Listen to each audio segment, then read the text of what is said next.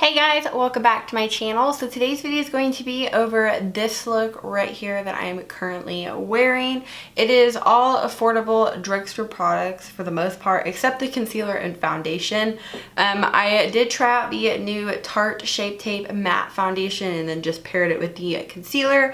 I just bought this, so I wanted to try it out. So that's really the only thing that's not affordable in here. Everything else is e.l.f., NYX, ColourPop, Essence, L'Oreal. Everything is really affordable that you can find at your drugstore.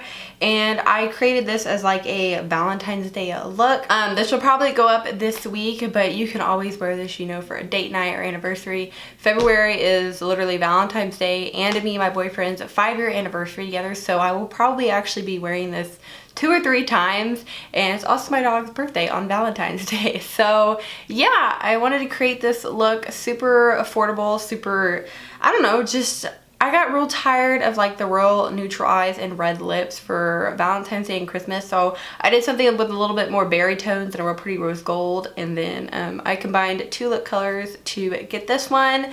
So I hope you guys do enjoy this video. I will have all the products linked down below. I also used the BH Glam Reflections Rose palette. Super affordable. They blend okay. I definitely would not use the glitter glue I use with this eyeshadow palette because they don't blend that well on top of it. But nevertheless, it did turn out really pretty and I love it. So I hope you guys do love it too. Thank you so much for watching, and let's just go ahead and jump into the tutorial. So jumping straight in, we're going to go in with our transition shade from the BH Cosmetics Glam Reflection palette. I'm taking this on a fluffy brush, and you can build this up to your liking. I build it up to a pretty good depth, that way I can just kind of have a nice flow. Then going with this more kind of like gray shade, I'm focusing that on the outer V and also into the crease just to deepen it up. I did do my right eye before this look to kind of test it out and just see how I wanted to do it. Then I am taking this more like burnt red shade and buffing that strictly into the crease and a little onto the outer V just to kind of blend everything together. Then taking this deep plum shade, this is kind of the star of the show. I'm going to start packing this with this more fluffy brush on the outer V and then kind of buffing it into the crease just to blend everything together. I really wanted to get more depth with this shade, so I actually will be taking a much smaller, more precise brush and really packing that color on the outer V right here. It was a little hard to get the color payoff I wanted, and these shadows with the shadow glue that I used right here, the glitter primer, and then that glitter, it kind of made it more difficult to blend on top. So I'm not too sure if that was the glitter primer's fault or if that was the eyeshadow. I'm going to assume it was the glitter primer just because it is very tacky, makes it a little harder to blend. So I would definitely recommend either not applying it as much as I did up to my crease. I do have slightly hooded eyes, so I like to extend as much crease shade and lid shade as I possibly can, that way you can see everything. But here I am just blending everything together and trying to build up that darker color over the glitter, that way it's not as choppy.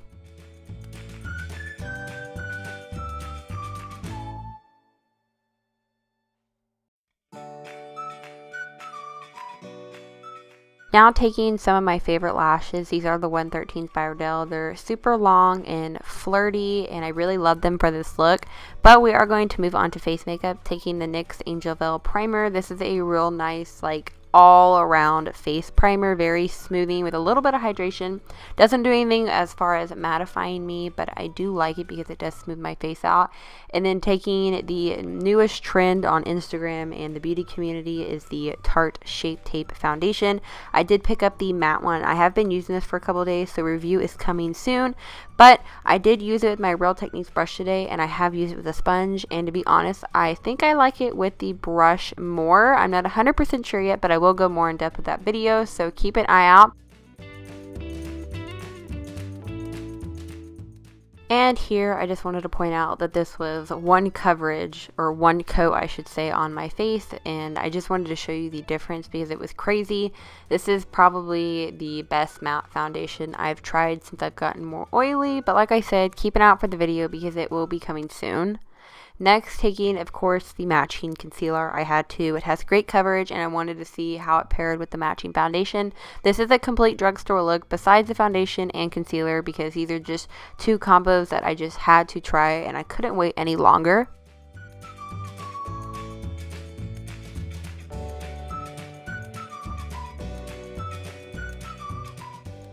And since I have gotten more into cream contouring recently, I'm taking my NYX Wonder Stick with my contour brush from Real Techniques. I have a video coming very soon reviewing all 3 of these new brushes from them, so that will also be coming.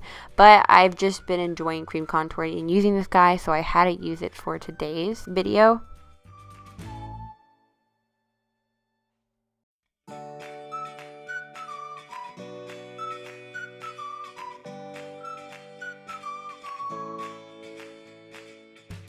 Then when I use a matte foundation like that, I normally like to set it with a little bit of a glowy powder just to give some life to my skin. So I did set my base and my concealer with this. Honestly, I could have gotten away with just setting my concealer, but I did want a little bit of extra luminosity. Then taking one of my favorite drugstore blushes and probably my favorite bronzer and blush brush recently. This is the new Wet n Wild one. I had to use this combo. It's my favorite blush and my favorite brush. And then taking also the matching Wet n Wild highlight brush, too many B things, and the e.l.f. highlight. I will have all this stuff linked down below because I can't think of the highlight off the top of my head, but I figured it would just be a perfect kind of goldy highlight to tie in with the glitter we did apply on our eyes. Then to finish off the lower lash line, I'm just mixing the first shade we used and the third shade we used on a pencil brush and buffing that on my lower lash line just to kind of pull down the black liner and smoke it out a little bit more. And then I also applied some of the Essence Lash Princess mascara and also highlighted my inner corner and brow bone with the e.l.f. highlight.